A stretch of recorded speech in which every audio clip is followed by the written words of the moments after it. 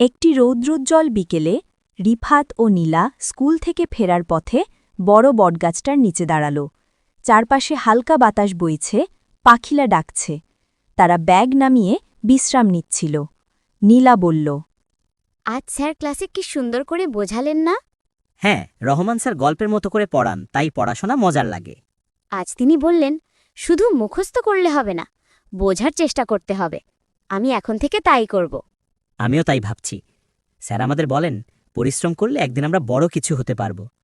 Sir যদি না থাকতেন তাহলে হয়তো আমি গণিত বুঝতেই পারতাম না। আমিও না। উনি রাগ করেন ঠিকই, কিন্তু আমাদের ভালোবাসেন। একদিন আমি স্যারের মতো শিক্ষক হতে চাই। আর আমি হতে চাই সাংবাদিক, যেন স্যারের মতো মানুষের গল্প সবাইকে বলতে পারি। ও, তাহলে তো ভালোই হয়।